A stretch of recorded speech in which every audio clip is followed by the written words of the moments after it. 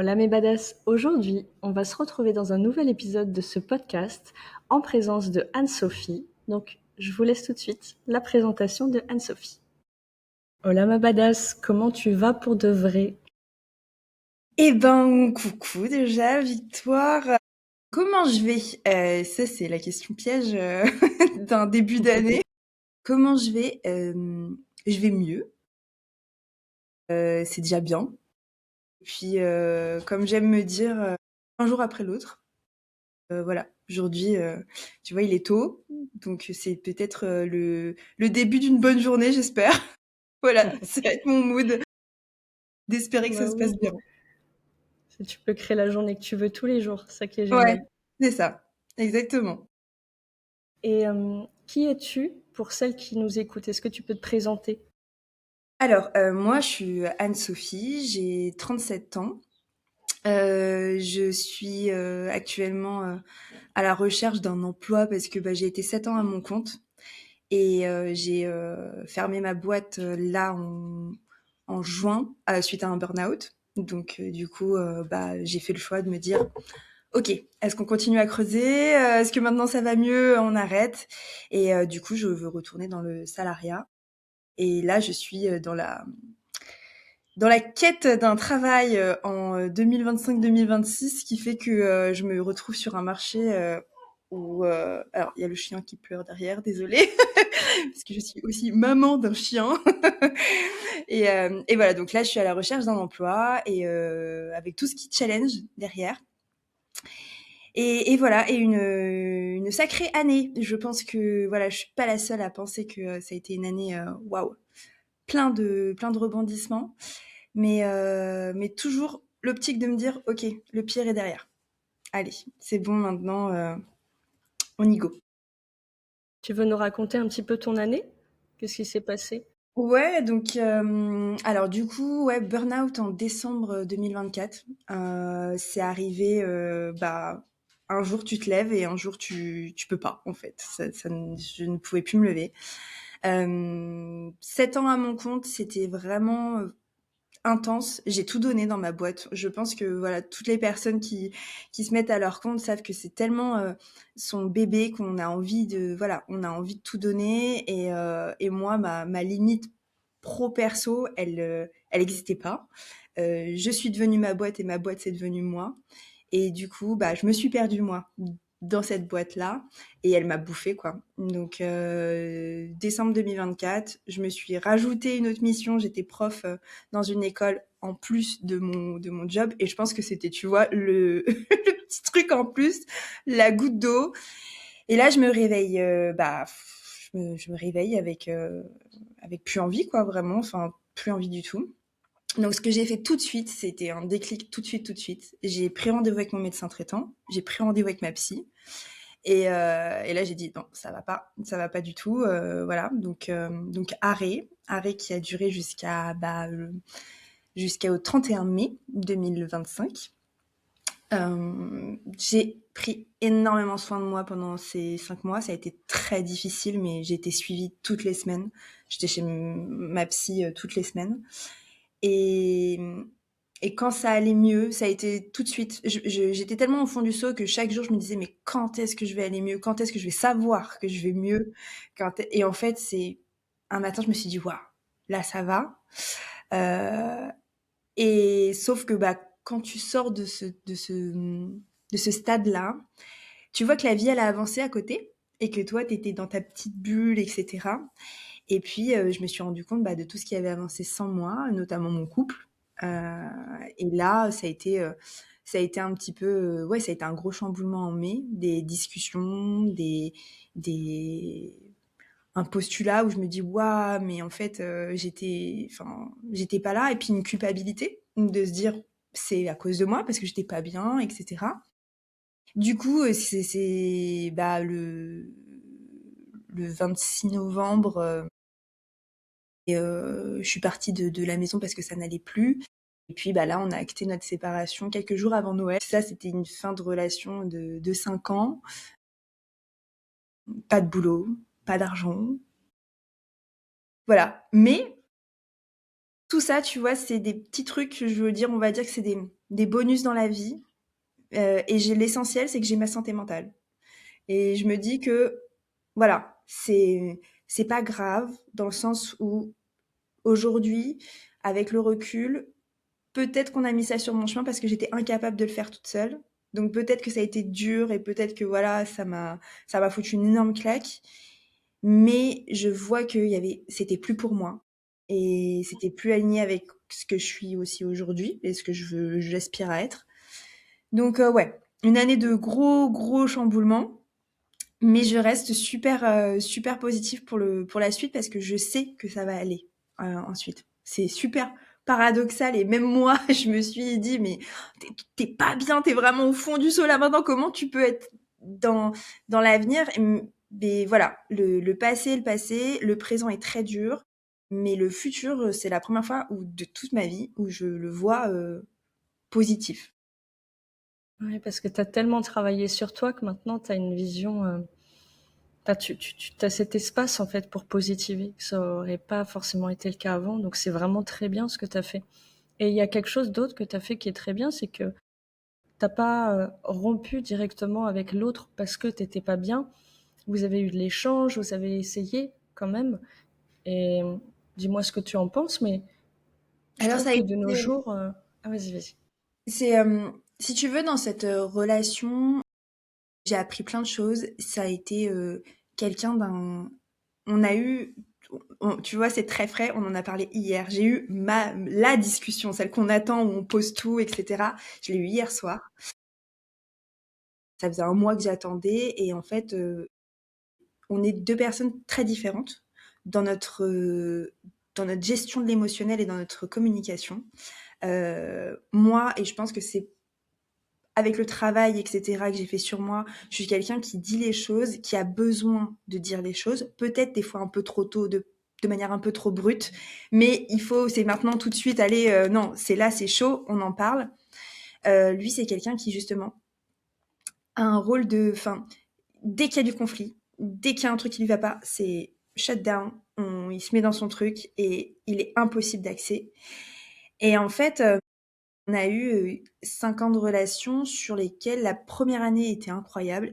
Je lui ai dit hier un truc que je trouve très vrai. Aujourd'hui, je fais le deuil de ce moment-là. Je fais pas le deuil du reste de la relation, mais je fais le deuil d'une personne dont je suis tombée amoureuse à ce moment-là, qui aujourd'hui n'est plus la même, comme moi, j'ai plus été la même. Et voilà, cette relation-là de 1 an et demi, 2 ans était parfaite. Et après, en fait, il y a eu le contre-coup de moi, de toute ma vie, de mon fonctionnement, de tout. Et ça a pris le dessus sur plein de choses. Il a plus eu le rôle d'amant, d'amoureux, mais il a eu le rôle de soutien émotionnel, de soutien financier, de tout ça. Sauf qu'il n'était pas équipé pour. Et moi, je n'étais pas équipée pour lui dire, enfin, pour ne pas prendre ce qu'il avait à me donner. Donc, en fait, j'ai vraiment tout pris. Et on s'est perdu dans le truc, quoi. Et vraiment, aujourd'hui, tu vois, hier, je lui disais, moi, je suis d'accord pour qu'on arrête cette relation. Parce quand il n'y a plus rien à réparer, ça sert à rien. J'étais plutôt dans une optique de reconstruction, mais bon, là, je vois que j'étais toute seule dans la reconstruction, donc voilà. C'est bon, c'est un truc sur lequel je vais faire aussi mon deuil là-dessus. Le seul point noir de tout ça, c'est que ça n'allait pas depuis 1 an. Il n'a rien dit. Et je lui ai dit, dans notre relation, il y a 50-50, 50 où je suis OK, etc. Et il y a les 50% où, malheureusement, au lieu d'être honnête, il a été chercher ailleurs ce qu'on n'avait pas. Et moi, le mensonge, la tromperie, etc., tout ça, je l'ai déjà vécu plein de fois. Il en était conscient. Il savait que c'était un point sur lequel, tu vois, si on appuyait, là, voilà. Et je pense que c'est ça qui m'a vraiment fait le plus de mal de tout. C'est que t'es conscient, tu sais que ça me fait mal, tu sais tout ça, et tu peux quand même trahir. Et, et en fait, hier, enfin voilà, hier j'ai eu cette chance de pouvoir posément, parce qu'il y a eu un mois là de fight, etc., posément dire les choses, tout ce qui n'allait pas, tout ce qui, moi, me faisait du mal.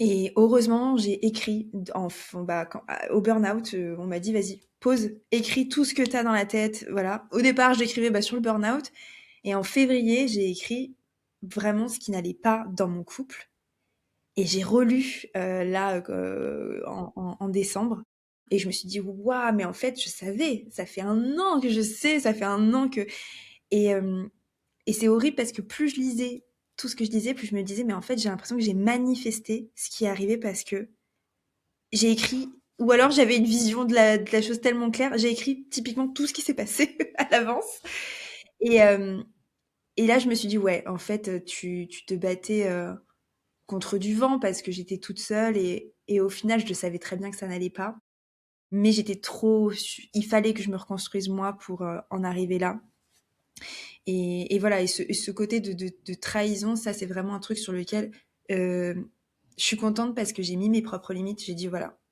je fais le deuil d'une relation, tu es une bonne personne, tu as été une bonne personne, je peux pas le renier. Par contre, la trahison, etc., je ne pardonnerai pas. Et j'ai pas besoin d'explications, j'ai pas besoin de... J'ai attendu des excuses, j'en aurais pas, il m'en a pas donné. Mais au final, je me dis, j'ai pas besoin, parce que ma limite, elle a été atteinte, et qu'importe les excuses, qu'importe ce qu'on me dira, ça ne, ça n'excuse rien. Donc à partir du moment où moi je me suis dit, ok, c'est bon, hier, j'ai bien dormi, tu vois, vraiment. Je me suis dit, voilà, mon sac, il est vidé. Je voulais pas garder un truc, une rancœur ou un truc, un non-dit. Je l'ai déjà vécu. Je sais que ça bouffe. Je sais que c'est quelque chose, tu vois, une graine qui va rester quelque part et que tu le sens pas tout de suite. Mais des mois après, paf, ça te prend, tu te le prends en pleine gueule et je me suis dit, non, je, je clean tout et le futur, c'est que du positif. Donc cette petite graine, j'en veux plus, c'est bon, on, on la balaye et je suis super fière de moi d'avoir pu faire tout ça de cette manière-là. Peu oui, parce que tu as vraiment pris conscience de ta valeur finalement. Ouais, ouais. C'est quelque chose qu'il m'a dit hier parce qu'il s'était mis des petites notes. Première fois, je me suis dit, c'est bien, il a écrit, il a pas voulu tout me dire, mais il a écrit des choses et il m'a dit, il y a un truc, il me fait, je comprends pas, il me fait, c'est que tu te dévalorises tout le temps. Et il m'a dit, tout le long de notre relation, tu t'es dévalorisé. Il me dit, même moi, je me disais, quand tu me disais des choses, je faisais, mais pourquoi elle pense à ça? Mais pourquoi elle se dévalorise sur ça?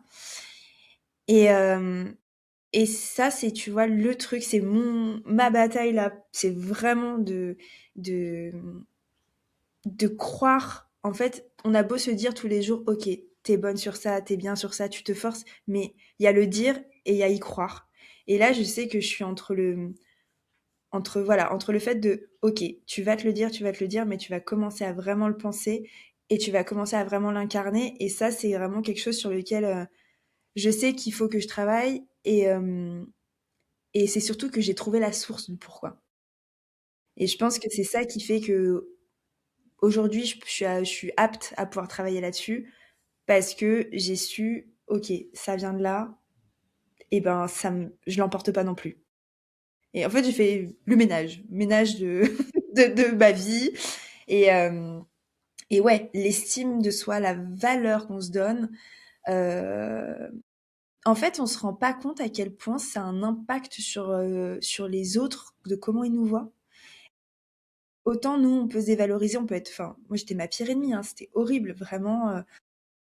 Rapport alors, il y a eu beaucoup le rapport à mon corps, à physiquement, qui a vraiment eu un gros impact.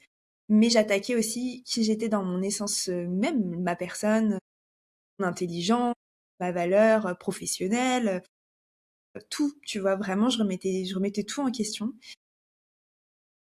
Et en fait, je me suis rendu compte que je donnais des billes aux gens, je pointais du doigt des trucs que eux ne voyaient pas, et qu'au final, bah, du coup, ils voyaient que ça parce que j'arrêtais pas de pointer du doigt. Et je me suis dit, mais tu t'auto-sabotes, en fait, tu donnes aux autres des trucs qui n'existent pas, mais c'est, c'est, voilà, tu répètes sans cesse quelque chose à quelqu'un, au bout d'un moment, il va se dire, bon, bah, elle a raison, enfin, si elle arrête pas de le dire, c'est que, bah, ouais. Et ça, ouais, ça, c'est vraiment un truc sur lequel je me dis, ouais, faut que je bosse là-dessus, ça se travaille. Et, Et ouais, je pense que ça va être un long travail. Je pense que c'est le travail d'une vie, hein, vraiment. Mais voilà, c'est de nouveaux jours et de beaux jours et ça peut être que du plus.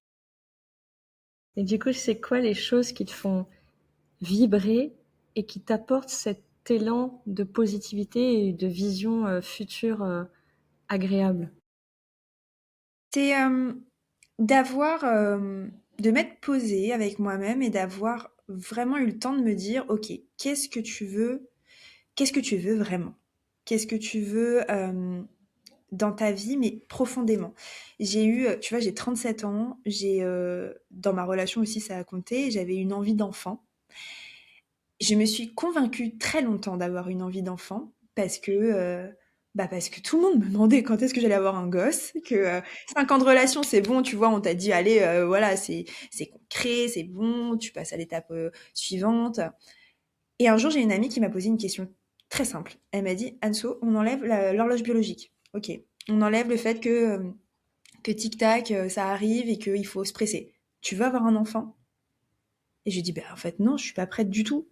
Puis je, moi, je suis pas prête dans ma propre vie avec ma propre personne. Je dis, donc, je suis incapable d'être prête pour quelqu'un d'autre, un autre humain.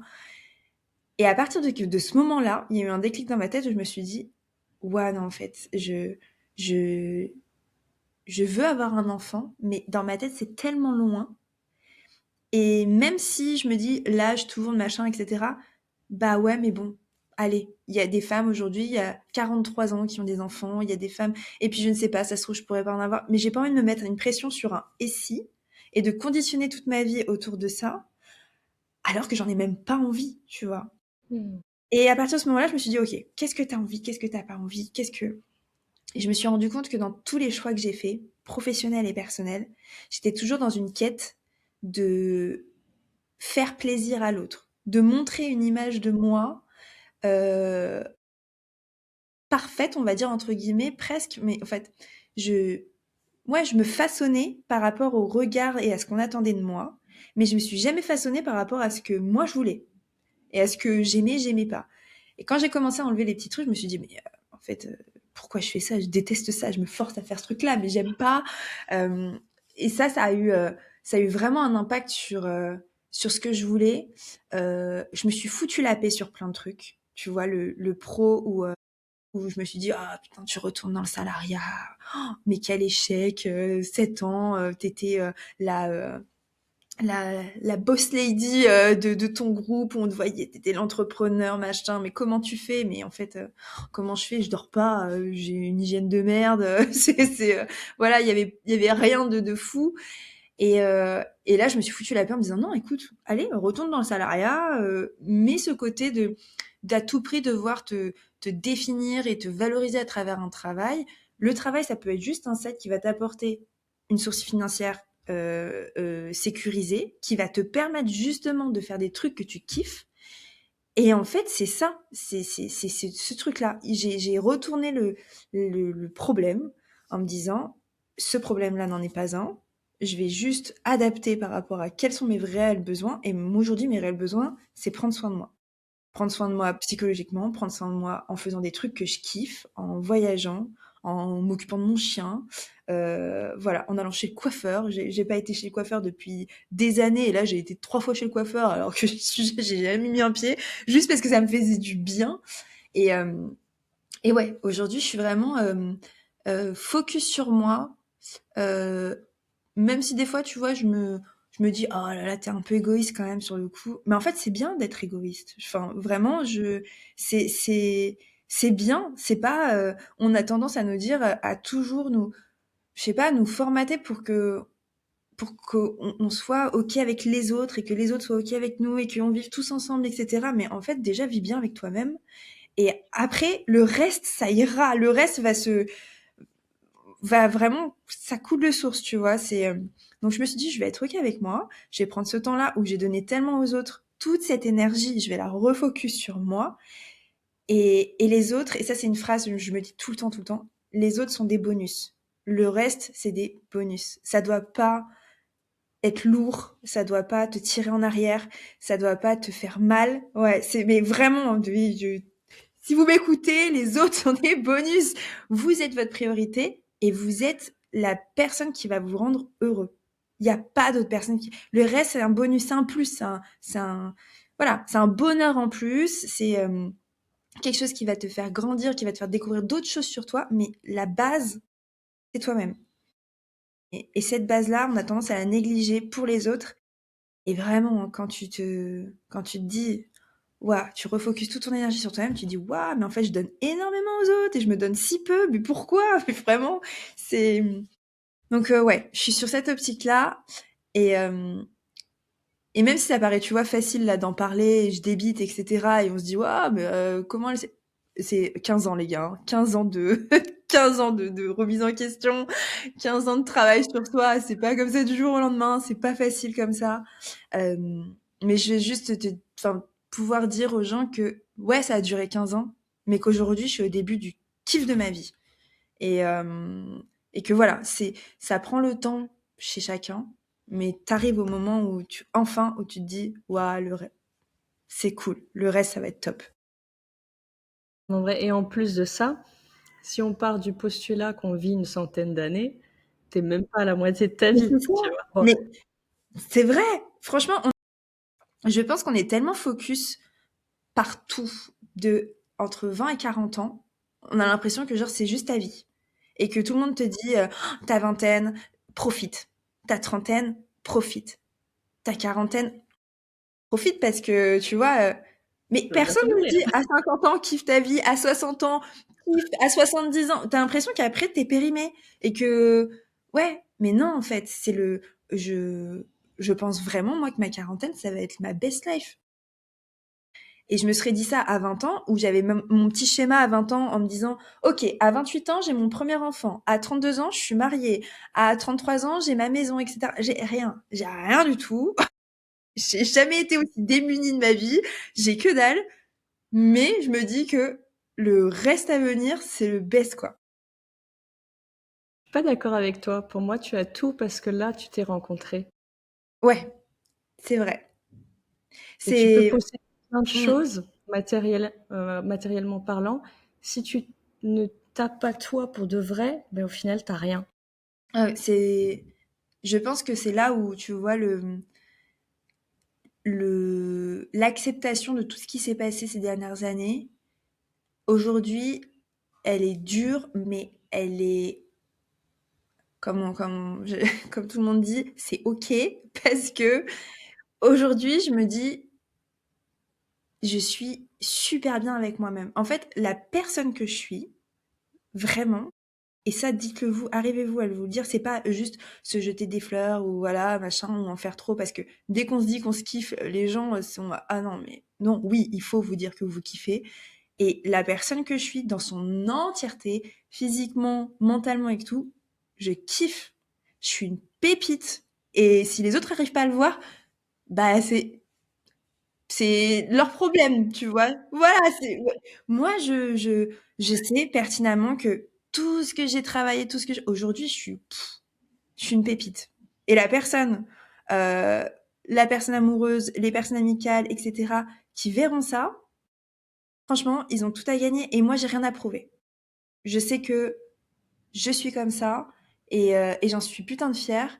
Et je suis super contente de la personne que je suis et du travail parce que des années, des années, des années. Et ouais, c'est quand t'arrives à ouvrir les yeux sur toi-même et à te dire, waouh, oh, t'as fait tout ça. Waouh, t'as fait tout ça et t'en es là. C'est, c'est, c'est ouf. Vraiment, je sais- je peux pas expliquer à quel point ça fait du bien, en fait, d'être fier de soi. J'ai pas de couronne, mais j'ai envie de t'en poser une. C'est ça. Allez, hop. En Bluetooth, tu la gardes. Donc là, vraiment, je le dis pour les personnes qui nous écoutent, mais j'ai pas du tout été briefée avant. Donc je découvre aussi Enso en même temps que vous. Enso, bon, je sais sur Insta que tu fais un petit peu de sport, mais qu'est-ce que tu fais en ce moment? Alors, tu vois ce rapport au corps dont j'ai un peu parlé et tout. Ça a été une lutte dans ma vie, vraiment une lutte. Et quand je disais tout à l'heure que j'ai réussi à trouver la source du pourquoi j'étais dévalorisée, c'est que j'ai été éduquée pour j'ai jamais été assez.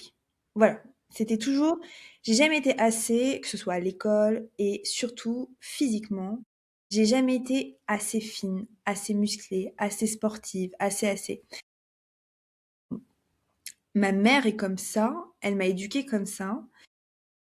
Là, quand je me suis séparée, le premier truc que j'ai fait, c'est j'ai pris un billet. Moi, je suis à Toulouse, donc j'ai pris un billet, j'étais à Paris chez mes parents.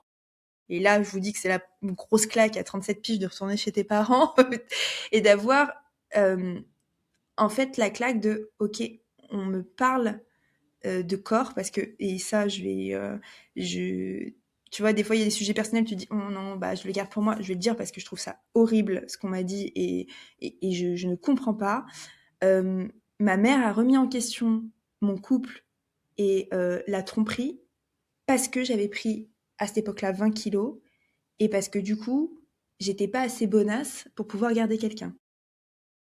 Et quand on te dit ça venant de ta propre mère, de regarde-toi dans le miroir, là, tu vois, il y a eu un truc où je me suis dit, waouh, c'est d'une violence. Et puis, j'ai dit stop. J'ai dit, ben non, en fait, j'accepte pas qu'on me dise ça. J'ai pris mes clics et mes claques, je me suis barrée. Et c'est surtout que là, je me suis dit, mais je connais ce discours. Mais je l'ai déjà entendu. Mais le problème, c'est que c'est d'une violence, mais que c'est pas nouveau. Et tu vois, t'as un flot de mots, etc. Je me suis dit, mais en fait, j'ai été éduquée comme ça, toujours à être au top, que le physique, c'était important. Mes parents sont des marathoniens, etc. Ils courent beaucoup. Ma mère a une culture vachement de paraître, où elle est toujours super bien habillée. Elle fait son poids, c'est sa vie. Quand j'étais petite, elle disait toujours: «Ah bah, je mange un yaourt nature le soir» et c'était tu vois, elle était super contente de ça. Elle frôlait vraiment avec, une ouais, quarantaine, 45, 50 kilos. Là, la ménopause, ça lui a mis un coup, et elle me disait souvent au téléphone: «Ah, je me sens énorme, je fais 63 kilos et tout». Moi, à cette époque-là, j'en faisais 80. J'avais pris énormément de kilos et j'avais quelqu'un qui me disait: «J'ai 20 kilos de moins que toi et je suis dégueulasse». Et au fur et à mesure, je me quand c'est revenu, je me suis dit: «Oh, c'est normal que tu sois pas bien que tu aies une vision enfin, altérée de ton corps, si toute ta vie, on t'a dit que tu étais pas bien, que tu étais bouboule». Ça, je l'ai entendu un milliard de fois, alors que quand j'étais petite, j'étais pas spécialement bouboule, c'était juste que j'étais pas skinny, j'étais pas fine. Le sport, ça a jamais été quelque chose auquel je me suis raccrochée. Les années où j'ai commencé le sport, ça a été en 2015. J'ai commencé à courir, j'ai commencé à faire des programmes en ligne, etc. Et je suis tombée dans la perte de poids extrême, tout contrôler, etc. Physiquement, ouais. Alors physiquement, j'étais dans un standard super bien, super pro. J'avais que des compliments. Ma mère était refaite, mon Dieu. J'ai été faire des courses avec eux. Voilà, j'étais enfin dans un cadre dans lequel on m'attendait, tu vois, dans une shape qu'on voulait. Et moi, j'étais heureuse. Voilà, je me suis dit trop bien. Voilà, c'est ce qu'on attendait de moi et c'est ce que j'ai l'impression que le monde attend de moi, que les hommes attendent de moi. Donc, très bien, je suis ce qu'il faut être. Et puis, dès que j'étais en relation, je grossissais. Je grossissais et je comprenais pas, mais des écarts vraiment, en 2015, j'avais pris un peu et puis, à chaque fois je prenais, allez, 5-6 kilos, 10 kilos. Et dans ma dernière relation, bon après il y a eu burn-out et cetera, j'ai pris 20 kilos. C'était le plus gros que j'ai pris et je me suis dit: «Waouh», je comprenais pas. J'ai tout fait, j'ai fait tous les contrôles hormonaux et tout ça. Je me suis dit: «Non, il y a un problème sous-jacent, c'est pas possible, ça sort d'où cette prise de poids?» Je mangeais rien, je prenais du poids, je mangeais quelque chose, je prenais du poids. C'était, voilà, je me reconnaissais plus. Ça a eu un impact dans mon couple parce que moi, je voulais pas qu'on me touche, je voulais pas qu'on me voie, qu'on me regarde. J'avais un rejet de moi et du coup, bah, je comprends que en étant partenaire, c'est très difficile. T'as un rejet dans ton intimité. Enfin, c'est vraiment, tu t'enfermes avec toi-même dans un corps que tu n'aimes pas, que tu n'arrives pas et que tu sais que les autres n'aiment pas. Et moi, j'avais autant, je n'aime pas, je n'aime pas. Et, euh, et ça, tu vois, j'arrive même pas à savoir si c'était dans ma tête ou pas, mais j'avais vraiment l'impression quand même que quand tu fais 80 kilos et que quand t'en fais 50, le regard des gens est différent. Et moi, je sais pas si c'est parce que j'étais focus là-dessus, mais je le sentais. J'avais l'impression que les gens étaient différents avec moi. Et maintenant que j'ai perdu du poids, euh, je le sens aussi. Alors peut-être que c'est juste parce que mon esprit est biaisé, parce que j'ai plus confiance en moi. Donc du coup, tu vois, mais en fait, tu t'auto-nourris avec de la merde, avec de la négativité. Et du coup, ton cerveau est très bien foutu pour ça. Il arrive à choper des trucs pour valider tout ce que tu es en train de te dire dans ta tête. Et puis toi, tu te dis, ah bah oui, bah voilà, bah c'est parce que je suis comme ça, je suis trop grosse, donc du coup voilà. Et puis, et en fait, quand j'ai commencé à prendre soin de moi en février, sur le burn-out, j'ai perdu 15 kilos. J'ai repris une alimentation beaucoup plus normale et tout, mais sans rien, tu vois. Vraiment, je pense que c'est juste, je lâchais tout ce que j'avais emmagasiné ces dernières années. Et mon corps, j'ai commencé à plus le voir comme un ennemi ou comme quelqu'un que je suis obligée de combattre à chaque fois. Je l'ai vu là, pour la première fois, comme un ami. Parce que j'étais encore en vie grâce à mon corps. J'étais encore là grâce à lui. Je me levais tous les matins alors que j'en pouvais plus. J'étais au fond du seau grâce à lui. Et je me suis dit, waouh, il fait quand même plein de choses pour moi, donc je vais le coucouner. Je vais en prendre soin parce que ça me fait du bien au final, tu vois. C'était vraiment, voilà, c'était donnant-donnant. Je prenais soin de mon corps et du coup, j'allais mieux. Et quand j'ai commencé là à être vraiment sur la fin de ma relation, je sentais que j'allais pas bien, je me suis dit, waouh, un jour, ça pète dans ma tête. Je me dis, waouh, faut que j'aille faire quelque chose. Je peux pas. J'ai pris mes baskets, je suis allée courir. J'avais pas couru depuis 2015, 2016. Je vais courir. Et je cours et ça me fait du bien. Et je fais, waouh, moi, j'ai toujours couru pour maigrir. Pas pour me faire du bien, pour maigrir. C'était toutes mes, tout ce que j'ai fait comme programme, comme truc, l'alimentation, ça a toujours été dans l'optique de maigrir. Jamais dans une optique de mon corps, j'en prends soin, et puis je suis juste bien. Et là, c'était la première fois que je commençais à faire du sport pour me vider la tête, pour être bien dans mon esprit. Vraiment, c'était voilà, ma safe place. J'ai recommencé à courir, à courir, à courir. Et puis, j'avais pris ton programme, je me souviens, le Reset Challenge. Alors ça, c'était aussi un truc où j'avais, tu vois, des pics de, allez, tu vas maigrir, tu vas perdre ces 20 kilos, donc tu vas faire des programmes. Donc je commençais 1, 2, 3, 4 semaines, et puis j'ai abandonné, j'arrivais pas. Et là, j'ai commencé à refaire, tu vois, et à me dire, ouais, je kiffe, et je le subis pas, tu vois. Je le subis pas parce que je suis pas dans l'optique de, allez, j'en faisais trop, je me dégoûtais de tout, j'en faisais trop, et puis parce que j'en faisais trop, je me fatiguais, et parce que je me fatiguais, je me disais que j'étais nulle et que j'étais trop grosse et que c'était à cause de ça que j'étais fatiguée. C'était un cheminement qui était qui était pas bon et qui pouvait pas fonctionner. Et à partir du moment où je me suis dit vas-y, je fais du sport aujourd'hui pour juste être bien parce que j'ai une sale journée, parce que voilà, je me force pas, mais au final même en me forçant pas, bah ça vient à moi-même. Des fois je me dis ah, je fais pas ma séance ce soir, ça me fait chier, je suis dans mon canapé et au bout d'un moment je me dis ouais, mais t'es dans ton canapé là, mais tu fais rien de spécial, enfin, il se passe rien. Bon, bah vas-y, fais. Le premier exo, il est horrible, je suis au bout de ma vie, je suis ah putain, mais pourquoi je fais ça? Et puis après ça, et à la fin, je me dis ah, voilà pourquoi je l'ai fait. Ok. Et sous ma douche, je suis refaite et je me dis ah, trop bien, je vais bien dormir. Et, et ouais, et je me dis que c'est, tu vois, t'es obligé hein, toujours un peu de te battre contre toi-même. T'es obligé de te donner de l'impulsion. L'impulsion, elle vient de toi. Si tu te la donnes pas, bien sûr, tu peux passer toutes tes journées sur ton canapé. Il y a cette impulsion, il y a des petits trucs. Moi, quand j'ai envie de courir et que je me dis, ouah, demain il va faire super froid et que je me connais et que je sais que je vais trouver une excuse pour, Je prépare toutes mes affaires au pied de mon lit, je mets mes shoes au pied de mon lit, je me dis c'est le premier truc que je vois. Et que j'ai pas de choix. Je m'habille dès que je sors de mon lit. Après, je suis habillée. Je vais sortir le chien. Après, je suis dehors. Donc bon, allez, l'impulsion, elle est là. Et au fur et à mesure, je, je retrouve un corps que j'aime, que je vois plus tonique, que je vois plus.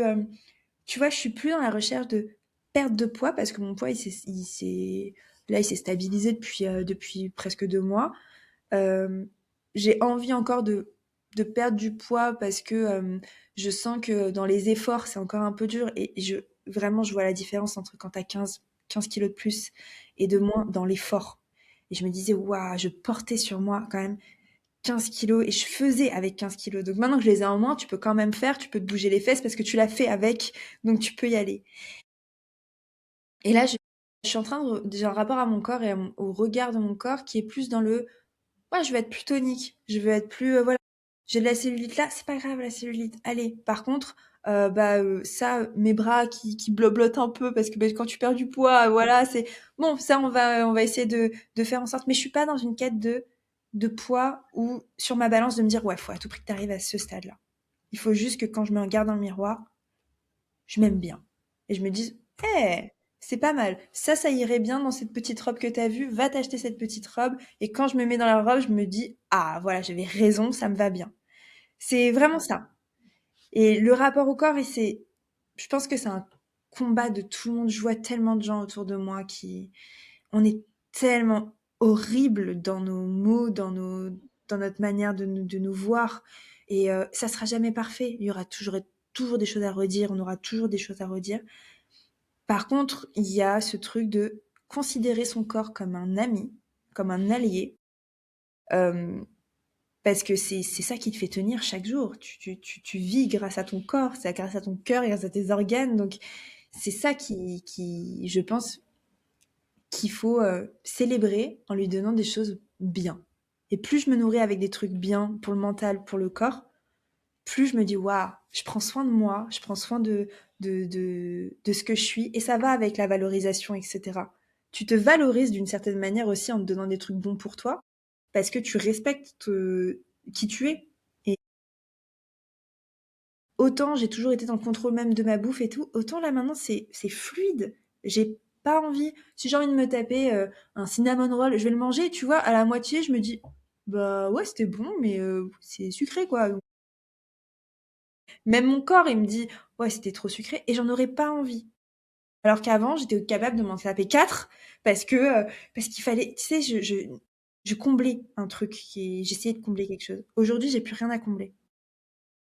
Et vraiment, prenez soin de vos corps à votre rythme. N'allez pas, il n'y a pas de truc parfait. Il y a pas, ça n'existe pas.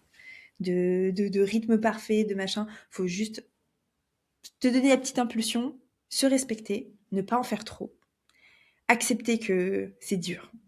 Parce que c'est dur, ça sera dur. Le début sera dur, tout sera dur. Milieu, Faut tout. accepter. Ouais, mais c'est vrai, souvent, tu vois, enfin même, je pense qu'on a, même, tu vois, quand on te voit, toi, c'est ton métier, etc., on peut se dire, ouais, mais pour elle, c'est facile. C'est dur pour tout le monde. Mais oui, tu vois, moi, je te vois, et c'est ça que j'aime bien. Quand je regarde tes programmes, je te vois en chier comme moi, j'en chie, et je me dis, bah ouais, bah alors, et tu vois, le premier truc, je me dis, ouais, mais si elle en chie, mais moi, mais on a tous tu vois, on part tous de quelque part. Et il y a rien de facile dans la vie, malheureusement, rien n'est facile. Mais ça veut pas dire que c'est tout le temps difficile. C'est juste que, ouais, il faut que tu t'habitues, et après, des fois, après, tu vas aller chercher toi-même la difficulté pour te challenger. Et ça, c'est différent encore. Moi, j'ai une question parce que je m'interroge, je me dis quand du coup tu m'as découverte, c'est quand t'étais pas au top dans ton corps où tu te dénigrais beaucoup. Quand t'es tombée sur mon profil et ce que je faisais, est-ce que t'as ressenti une sorte de culpabilité ou quelque chose qui te faisait te sentir moins bien? Alors, le truc sur lequel, tu vois, j'avais toujours un peu de mal, c'était, j'ai suivi pas mal j'ai suivi pas mal d'influenceuses, fitness, tout ça, etc. T'es la seule que j'ai gardée depuis, je te suis, je crois, depuis 2016. Donc tu vois, ça date. Je me souviens, j'ai regardé notre premier échange, et t'es la seule qui me répondait aussi à mes échanges. J'étais la seule personne qui répondait. Et je me dis, le premier message que je t'avais envoyé, c'était en 2017. Et je te suivais déjà depuis pas mal de temps. J'avais pris mon courage à deux mains et j'avais envoyé un petit message. Et, et le seul truc sur lequel à chaque fois j'arrivais pas, c'est que à me dire ouais mais elle, c'est que quand je voyais vos avant-après de je suis partie de là et tu vois je suis arrivée là aujourd'hui, je lui disais ouais mais elle est partie quand même de ça va, tu vois. Parce que moi dans ma vision, dans ma tête, je fais 500 kilos et donc du coup Mmh. tout est moins que moi. Et je me disais, ouais, mais bon, ça veut dire que moi, je dois faire le quadruple de ce qu'elle fait comme truc pour arriver aujourd'hui à ce qu'elle en est. Et c'était ça, à chaque fois, je me disais, ouais, voilà. Après, tu vois, il y avait des choses sur lesquelles je me suis jamais flagellée sur ça, c'est par rapport au corps en lui-même, parce que tu vois, toi, t'as des envies de ton corps de travailler ce côté-là, ce côté-ci, qui chez moi, je m'en contrefous, donc du coup, je m'étais pas sur un physique idéal. Il y a jamais un physique que j'ai vu où je me suis dit, waouh, ce physique-là, c'est celui que je veux. Jamais, parce que on a tous nos corps différents. Donc ça, c'était vraiment pas l'image de ça, c'était l'image du cheminement où je me disais, oh, mais ça va être long, ça va être super long. C'est et et après, là où moi je pense que j'ai vachement accroché avec toi, avec ce que t'es aujourd'hui et pourquoi je continue aussi à te suivre et à m'identifier. Et tu vois, quand j'ai vu ton récap 2025 et tout, je te jure, ça a fait vraiment écho en me disant, toi, je t'ai vu évoluer physiquement, mais je t'ai vu évoluer en tant que femme, en tant que personne, et t'as partagé sur ce cheminement-là. Et je pense que l'un et l'autre est super complémentaire. Et moi, je le vois pour moi-même, t'es obligé de travailler sur toi pour que ton corps suive. Enfin, il y a tout ça. Et toi, tu l'as partagé. Et je pense que c'est ça qui a fait que je me suis dit, ok, ma légitimité dans ça, dans suivre des programmes, et n'est pas que sportive, c'est tout c'est un tout. Et, euh, et ça, je l'ai pas retrouvé chez quelqu'un d'autre. On est toujours focus sport, performance, on voit le plus d'abdos possible, et je suis face à des corps où je me dis mais attendez les gars, enfin il y a un moment donné, je veux bien moi être comme toi, mais t'as 15 ans de derrière, je fais comment, je j'ai pas 15 ans devant moi. Et c'est ça, c'est je pense que ouais, faut qu'on arrive à se dire, et ça c'est les réseaux, tu peux pas de toute façon arriver à te dire oh là là, demain je vais être comme ça, il y a pas de miracle, il faut pas déconner, c'est des années de des années de lutte sur plein de trucs. Enfin, je pense que t'es passé aussi par plein de moments où t'as dû te remettre en question sur plein de choses, etc. Et qu'on est à des années-lumière de savoir tout ce qui s'est passé dans ton cheminement de vie, parce que tu nous partages bien sûr ce que tu as envie de nous partager. Mais je pense que les gens, au lieu de se focaliser juste sur un physique quand vous suivez des personnes sur les réseaux, dites-vous que derrière, ils ont travaillé des trucs sûrement, ou pas, hein, sur eux-mêmes, et c'est peut-être là où il faut commencer. Euh, et je pense qu'il faut faire les deux en même temps, vraiment. Parce que les deux vont en même temps. Quand tu fais du bien à ton corps, ça fait du bien à ta tête. Donc il faut continuer à faire ça. Totalement. Et en fait, ce qui est compliqué aussi avec les réseaux, c'est que on cherche à montrer en général ce qui est va, parce que Bien ça nous sûr. rend aussi nous-mêmes fiers. Donc c'est bien d'un certain sens, même des personnes qui n'ont pas beaucoup d'abonnés, tu vois, ils vont partager le fait qu'ils ont réussi à courir 10 kilomètres aujourd'hui, 20 kilomètres, qu'ils ont réussi leur marathon, etc. Mais ils vont pas partager, par exemple, le fait que pendant 3 mois, ils chialaient à chaque entraînement, que c'était dur, que le matin de la veille, la personne elle avait la diarrhée au lever parce qu'elle était tellement Exactement. stressée de faire son run, tu vois, ce genre de choses. Mais en fait, c'est bon, je partage pas non plus tout, hein, parce qu'il y a des trucs, effectivement, qui n'ont pas forcément d'intérêt. Mais c'est vrai que j'ai toujours voulu partager au maximum la vérité, enfin ma vérité, Mm. mes épreuves positives ou négatives. Et je pense que le seul moment où j'ai un peu arrêté de le faire, c'est quand j'étais dans ma relation toxique, où je me sentais vraiment bridée sur ma parole, etc. Là, je pense que tu as dû le capter, j'étais un Ouais. peu... j'osais plus trop Oui. parler, j'essayais Oui. plutôt de me... Tu vois, Tu vois la petite étoile dans le caca, bah tu prends l'étoile et tu te dis c'est merveilleux, tu vois, un peu comme ça, mais parce que c'est ça qui m'a accroché aussi. Donc je comprends hein, dans un sens les gens qui partagent que le positif parce que je pense que peut-être des personnes qui souffrent aussi et on s'en rend peut-être pas forcément compte, tu vois. Mais c'est vrai que de l'extérieur, quand toi tu vas pas bien, bah, tu te dis oh pff. Mais c'est vrai que ouais, on a tendance à se nourrir que de positif et c'est bien parce que ça fait, voilà, si tu vois, donc c'est c'est le premier truc. Quand tu vois quelqu'un qui chiale toute la journée, bon bah toi t'es dans un bon mood, tu vas voir quelqu'un, tu vas dire oh là non non pas envie, là ça va, chacun ses problèmes, hop next. Je comprends, tu vois. C'est vrai que moi mes réseaux sont fermés, c'est ma sphère privée, mais je partage énormément et sur tout la rupture, mon poids, etc., le burn-out et tout. C'était mon journal intime, j'ai tout partagé. Je disais tout. J'étais en larmes sur les réseaux, etc. Et je me trouvais ridicule d'être en larmes sur les réseaux, mais j'avais besoin. C'était, moi, je suis dans une ville là où ça fait 2 ans qu'on est ici, où j'ai tout quitté pour mon conjoint actuel. Je ne connais personne. Donc, avis à la population, si vous êtes à Toulouse, n'hésitez pas à me le dire. C'est voilà, j'ai tout quitté et du coup, j'étais toute seule à vivre un truc seule et les réseaux ont été heu, le seul point d'expression, enfin la plateforme d'expression que j'avais et où j'avais des retours. Et les gens me disaient, j'ai eu ça, mais tellement de fois, de gens avec qui j'ai pas parlé depuis 20 ans, qui étaient au collège avec moi, que j'avais dans les archives de mes abonnés, des choses comme ça, qui me disaient, franchement, ça fait du bien de voir quelqu'un qui partage du vrai, parce que on chie tous, on en a tous chié. Et j'avais des paroles, tu vois, on me disait, t'inquiète, ça va aller. Je sais que là, on te dit ça va aller, t'en as rien à faire et que tu y crois pas, mais je suis passée par là et ça va aller. Et juste me dire, waouh, je suis dans un état de faiblesse profond. Je suis en train de me dire que il y a des gens qui m'ont jugé. Il y a des gens qui m'ont dit, ah, c'est bon, allez, elle chiale tous les jours, celle-là, ça va, on a compris. Tout le monde a ses problèmes. Je minimise pas les autres, je minimise pas. Mais c'est pas pour autant que j'ai minimisé mes problèmes parce que ceux du voisin sont plus importants, etc. Moi, j'avais besoin de le dire. J'avais besoin de m'exprimer là-dessus. J'avais besoin de me nourrir d'amour des autres et je l'ai cherché comme ça. Et en plus, on m'a dit que c'était bien de le faire parce que ça changeait du truc. Alors oui, je veux pas, tu vois, je vais pas chialer sur tous les jours.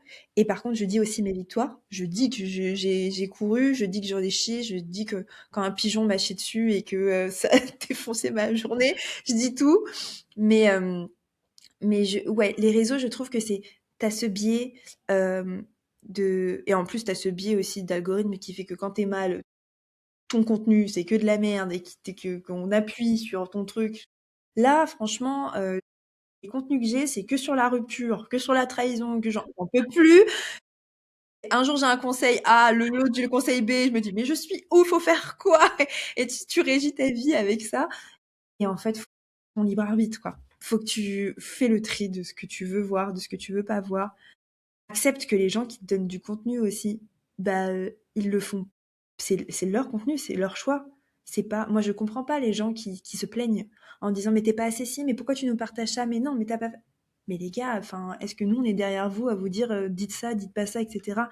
C'est non, tu prends ce que tu veux prendre, mais on t'oblige pas à tout prendre. Et si tu veux pas, on parlait de limites tout à l'heure, tu poses tes limites. Tu t'encadres. Moi, on m'a fait découvrir un truc, je ne savais pas sur TikTok, tu peux blacklister des termes, des mots, que tu veux plus voir. Donc, si tu mets le mot rupture, tromperie, etc., tu n'auras plus de contenu là-dessus. Tes limites, si ce sont les tiennes et qu'elles sont si importantes, bah c'est à toi de les poser. C'est pas aux autres. Et ça, j'en parlais à ma meilleure amie. N'attends pas des autres qui fassent un pas vers toi ou des choses pour toi. On parlait d'égoïsme, c'est normal. Tu penses à toi, à ton fonctionnement, mais tu n'as pas à imposer aux autres d'avoir le même que toi. C'est pas possible. Ça n'existe pas, ça s'appelle de la dictature, être un tyran. Et non, si tu veux te protéger, tu veux faire en sorte que toi, pose tes limites, surtout, fais le tri de ce que tu veux, de ce que tu veux pas, mais ne va pas pointer du doigt les autres sur ce qu'ils te donnent et que ça te convient pas. Et là, en termes de mise en place dans ta routine, ta nouvelle routine, si tu dois me lister ce que tu as mis en place, parce que ça aidera, à mon avis, peut-être celles qui nous écoutent et qui s'identifient à toi, qu'est-ce que tu as mis en place si tu nous fais une liste de 5 à 10 trucs? Alors, le sommeil, déjà. Ça, c'est le premier truc sur lequel j'ai taffé parce que moi, très grosse anxieuse, les insomnies, la pleine lune. Je suis quelqu'un qui, la lune, ça me tue mes nuits. Donc, je fais attention à mon sommeil. Quand j'ai envie de dormir, je dors. Quand, bon, alors après, là, on va dire, j'ai quand même la chance, entre guillemets, j'ai du temps, donc je peux dormir la journée. Mais j'ai beaucoup culpabilisé pendant le burn-out d'être fatiguée. Beaucoup, beaucoup. Et je me forçais à rester éveillée. Je voulais pas. Je me disais, tu restes, euh, tu restes éveillée, et je ne faisais rien, hein, mais c'est juste rester éveillée. Donc là, je dors. Et au fur et à mesure, mon rythme s'est pris. Je dors 8 à 9 heures par nuit. J'essaie de me coucher plus tôt. Avant, je me couchais à 2 heures du mat. Maintenant, à 23h30, je suis déjà en train de somnoler. Et si des jours, et ça m'est déjà arrivé plusieurs fois, à 18h, je suis fatiguée, je me dis, waouh, mais là, si je dors, je vais faire ma nuit. Je vais faire ma nuit. Et oui, je vais me réveiller à 5 heures du mat. Et oui, mais j'aurais fait une nuit complète. Et c'est pas grave. Et le lendemain, vu que je me serais levée plus tôt, je vais me rééquilibrer. Votre corps, il se rééquilibre. Il le fait de lui-même. Vous n'avez pas, c'est très bien foutu. Donc le sommeil, l'hydratation, je bois beaucoup et je le vois sur beaucoup de choses. Dès que je bois pas, je suis beaucoup plus bouffie, ma digestion, elle est au ralenti. Donc j'ai ma gourde, je bois du thé ou des infusions à côté pour voilà. J'ai arrêté le café. J'ai arrêté le café il y a 2 mois même. Il y a il y a un mois et demi. Euh, J'étais à 2-3 cafés par jour et je sais pas, je me suis dit, ça me. Je sais pas, il y a un truc où je me suis dit, je me suis rendu compte que j'avais arrêté sans vraiment m'en rendre compte. J'ai arrêté le café et vraiment, je peux pas expliquer, mais je sais qu'il y a quelque chose qui va mieux. Il y a un truc qui va mieux, peut-être moins nerveuse dès le matin, peut-être, je sais pas, mais voilà, il y a le café. J'ai arrêté de voir la bouffe comme un refuge. Tu vois, quand ça va pas dans ma tête, avant c'était ça va pas dans ma tête, je vais aller acheter du crunch, je vais me taper tout le truc de 2 tablettes entières. Et après, j'étais et pas bien dans ma tête parce que ça n'avait rien changé, et pas bien dans mon corps parce que je culpabilisais, et pas bien dans mon bide parce que ça m'avait ruiné tout. Donc quand même, sur la liste, il y avait quand même pas mal de choses où c'était pas top, c'était pas un bon compromis. Donc je me fais plaisir. Euh, je me fais juste plaisir quand j'ai envie de me faire plaisir. Comme je disais, c'est, tu vois, toujours une petite lutte d'un truc, motivation de, vas-y, j'ai bouffé quand même beaucoup de trucs un peu gras, là, je vais faire un peu plus attention, mais je mange bien, je mange. C'est-à-dire que même quand des jours où je mange peu, où il y a eu des périodes où j'ai très peu mangé, je me force à manger. Je me dis, tu manges un petit truc, voilà, mais ne reste pas le ventre vide parce que de toute façon, ton corps, il a besoin d'énergie. Des fois, je pense juste scientifiquement. Je me dis, vas-y, tu dis, la science fait que faut que tu brûles de l'énergie. Donc, tu donnes-lui de l'énergie et puis voilà. Donc, l'alimentation, j'ai enlevé les applications. Avant, j'étais sur des applications de calories, de machin, etc. Ça, j'ai enlevé. Je fais, moi, ce que j'ai envie de manger aujourd'hui. J'ai envie de manger ça, je mange ça. Et je ne finis pas mon assiette. Et si je ne finis pas mon assiette, c'est pas grave. Ça, c'est un truc où j'étais toujours éduquée comme ça. Tu finis ton assiette. Tu manges tout. Voilà. Non, non, tu manges tes légumes, compromis, machin, tout le temps. Enfin, non, j'ai plus envie, j'ai laissé la moitié. C'est pas grave, ça me fera de la bouffe pour ce soir, j'aurais pas cuisiné. Trop bien. Voilà. Je me fous la paix là-dessus. Euh, et puis, je me nourris aujourd'hui donc, ma petite journée, je me lève. Alors voilà, ma journée, c'est je me lève, je sors mon chien. J'ai de la chance, c'est que j'ai un chien qui me fait sortir. Ça, c'est cool parce que ça te permet d'avoir un bol d'air frais. Et je pense que ça, c'est bien aussi de sortir de chez soi. quand vous êtes pas bien, même si vous êtes pas bien, même si c'est très dur, allez, juste le fait de sortir de chez toi, de me faire 4 pas, tu fais le tour du pâté de maison, tu retournes chez toi, tu te remets dans ton lit, mais t'as bougé. Et le mouvement, c'est super important. Donc, dodo, hydratation, bouger, même, je te demande même pas de faire 10 000 pas par jour, je les fais pas, donc non, mais juste bouger un peu et s'alimenter correctement, s'alimenter pour te dire, vas-y, je m'alimente pour de l'énergie et je me fais chaque jour un truc pour moi. C'est-à-dire que ça peut être un truc, écouter de la musique, une playlist, ça peut être juste aller faire un magasin ou me dire vas-y, bon, ça fait longtemps que je voulais aller là, je vais y aller, faire un coloriage. J'écris tous les jours dans mon journal, tous les jours. Même quand j'écris 4 phrases, c'est les 4 phrases qui sont restées au fond de moi. Là, tu vois, quand j'ai de la colère ou du ressentiment, je veux pas le garder pour moi. Ça, je le pose à l'écrit. Tout le temps. Même si je me dis, bah ouais, mais tu l'as posé à l'écrit, mais tu le penses quand même. Bizarrement, au bout de 2-3 jours, je l'ai oublié. J'écris au lieu de le ruminer, je l'écris. Et, et après, il y a des petits trucs où, voilà, des fois, quand je vais vraiment pas bien, bah, je reste pas dans mon je vais pas bien. Je vais écouter une vidéo de méditation, je vais aller respirer. La respiration, ça, c'est un truc sur lequel je veux vraiment travailler. C'est super important. C'est une ostéopathe qui m'a dit un jour, premier rendez-vous, elle me dit, on parle, et puis je sortais d'une rupture à cette époque-là, et elle me dit, vous êtes un roc, vous êtes rigide. Je dis, bah ouais, j'ai eu une mauvaise période. Et tout d'un coup, elle me dit, respirez. Et je lui dis, hein? Et là, je fais, ah. Elle m'a dit, mais en fait, vous faites de l'apnée. Dès qu'il y a un truc qui me va pas, je coupe ma respiration. Et je me suis rendu compte, à l'époque, j'étais salariée, que dès que ma boss me disait un truc qui m'allait pas, je coupais ma respiration. Et je m'entendais, et des fois, je pense que vous entendez des gens qui font, qui poussent des gros soupirs. C'est parce qu'on respire super mal. Je respire extrêmement mal. Donc ça, la respiration, je pense que ça va être un truc sur lequel je vais bosser. Mais voilà, Ça te faire des dit de trucs. tester un briefwork de l'application? Ah ouais, de fou.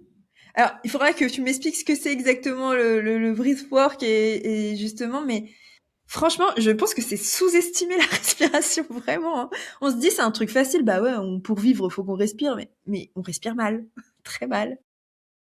C'est vrai. Bah, je t'expliquerai. Enfin, de toute façon, tout est expliqué dans l'app. Tu vas voir, je me le note pour pas oublier de te l'offrir, pour te remercier pour cet épisode ensemble. Mais en gros, c'est une méthode que j'ai créée. Alors, le briefwork existe, hein. On peut Mhm. appeler ça de plein de manières, briefwork, prana, voilà, il y a plein de noms. Mais là, j'ai créé une espèce de méthode qui est vachement cool, en fait, qui associe de la PNL, donc reprogrammation mentale, et des respirations et de la méditation en même temps. Donc en fait, tu te cales sur ma respiration et donc ta respiration, et ton esprit, il Ouais. part. Et il y a des petites voix qui viennent te donner des petits mantras positifs, et donc ça reprogramme ton cerveau. Mais tu t'en rends même pas compte. Tu verras, je me suis notée de Ah, t'offrir trop ça. bien. Ah bah tu vois comme quoi c'est vraiment j'encourage les gens à parler, à dire ce que vous voulez ou ce que vous voulez pas aux autres parce que tu as des synchronicités comme ça qui arrivent des fois, des gens qui vont te dire bah tu vois comme là et en fait tu vas découvrir un nouveau truc et ça se trouve je vais faire oh mais c'est génial mais ça va c'est vraiment je vous encourage à parler à exprimer à haute voix ou à l'écrit ce que vous voulez parce que c'est fou le nombre de trucs qui des fois se voilà, moi depuis un mois, j'ai tellement de choses qui sont venues à moi. Ça fait ça fait des années où je me dis, oh, mais j'aurais voulu faire ça, machin. Et c'est venu à moi parce que je pense que je suis ouverte aussi à ça aujourd'hui et que je dis oui. À une autre époque, ça serait venu à moi, j'aurais dit non. Et là, je dis oui à tout. Et quand t'es venu et que tu m'as proposé ça, tu vois, je pense que ça aurait été il y a 2 ans, j'aurais dit non parce qu'il y aurait une part de moi qui me disait, ce serait dit non, mais voilà. Puis c'est le premier truc d'ailleurs qui m'est venu à l'esprit, c'est, mais j'ai rien à dire. Au final, tu vois, ça fait 1 heure, j'ai beaucoup de choses à dire. Ouais, il y a des n'hésitez pas à dire oui aux choses. C'est vraiment important. Moi, j'ai une autre question. Donc, tu m'as parlé du reset. Est-ce que tu comptes faire le challenge là qui va sortir ou pas pour te Ah, je l'ai challenger? vu. Alors, tu sais, j'ai vu ton mail et là, je me suis dit, ah, allez, vas-y, fais-le. Allez, allez. Et je pense que je vais le faire, ouais. Parce que Parce que c'est, tu vas voir, c'est fun. ouais, voilà. Et ben, tu sais, c'est ça. Je me suis dit, faut pas le prendre comme un, je le prends, puis de toute façon, c'est ce que je disais, je le prends plus comme un challenge de performance où, ouais, faut que je fasse ça parce que, bah, je vais maigrir, parce que machin, non, non. Je me dis, bah ouais, ça peut être un truc en plus ou, dans mon quotidien, bah, le moment où, et puis le fait aussi de le faire de se dire qu'on est plusieurs à le faire. Tu vois, il y a aussi ce truc de, voilà, t'es pas toute seule dans le, ouais, je pense qu'il y a aussi cet esprit-là. Et quand j'ai vu tomber ce premier truc, je me suis dit, bon. Et le premier truc, et ça, c'est mon cerveau de merde qui me dit, est-ce que t'as le temps? Sans déconner, j'ai que ça à faire. Donc, oui, j'ai le temps. Mais c'est le premier truc. Tu te trouves des excuses, hein. C'est très facile de se trouver des excuses. Mais ouais, juste le truc de dire, allez, tu le fais pour le fun. Tu le fais pour toi, c'est cool. Et puis ça peut pas te faire de mal. C'est pas possible. Ça peut pas te faire de mal. Donc ouais. Ouais, ouais, je serai là, au rendez-vous. Yes. Bon, on a pas mal parlé, mais j'ai deux dernières questions à te poser. Qu'est-ce que tu pourrais dire aux femmes qui se sentent comme la toi d'avant aujourd'hui?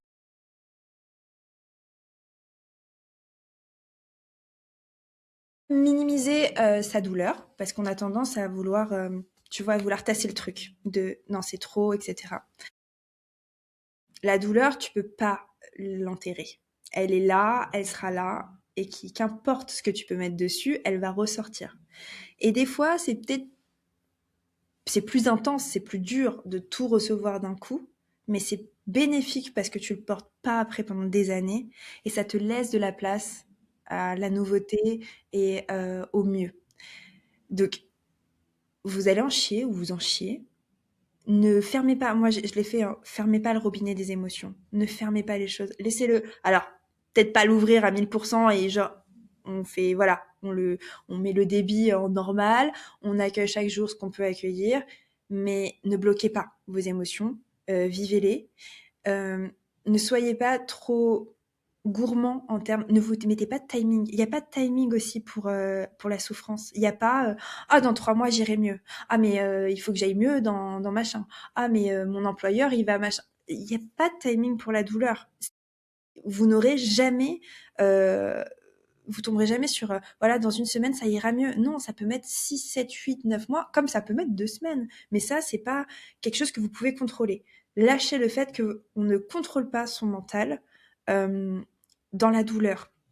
On peut reprogrammer après les choses pour faire en sorte que ça va bien, mais faut lâcher prise là-dessus. Faut arrêter d'être hyper gourmand et d'être hyper cadré sur on va aller mieux, on se donne, allez, je me donne 6 mois pour, et ça c'est pareil pour le corps, je me donne 6 mois pour être bonasse, machin, arrêtez, ça n'existe pas. Et encadrez-vous, allez voir des gens. Moi j'ai fait une thérapie, je l'ai fait sur plusieurs années, j'ai coupé. Alors moi j'ai fait de l'EMDR, ça m'a sauvé la vie. Je sais que ça, ça va avec. J'ai des amis qui en ont fait où ça n'a pas du tout fonctionné. Moi, c'était ce qui m'allait.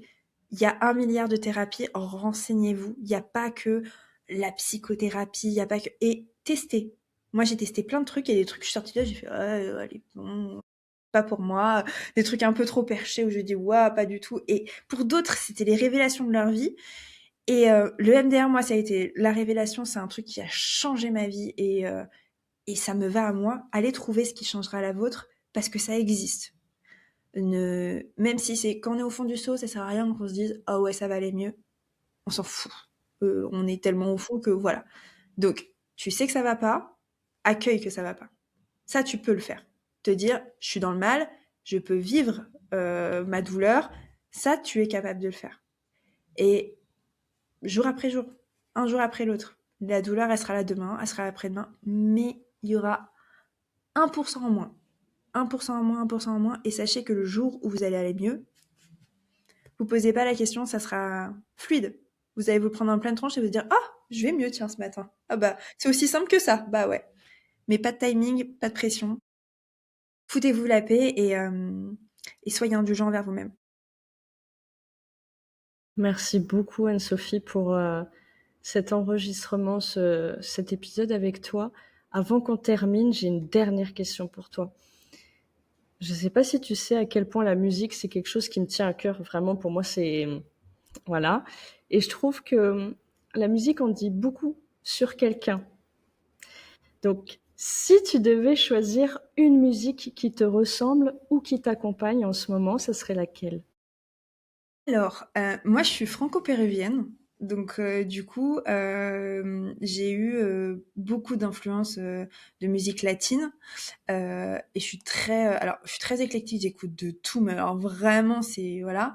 Mais en ce moment, je suis un peu dans ma période old reggaeton, des sons des années 2000, etc., machin. Euh, je suis aussi dans ma période Bad Bunny parce que je vais au concert l'année prochaine, donc je veux être au taquet et que du coup, voilà. Et il y a une chanson de lui, dans les paroles, je trouve ça, et ça s'est resté, c'est Debí tirar más fotos, j'aurais dû faire plus de photos. Euh, Parce que retenez le positif de tout, même dans les mauvais moments, etc. Gardez une photo mentale du beau, du ok, il y a eu de la merde, on peut rien y faire, ça sera toujours là.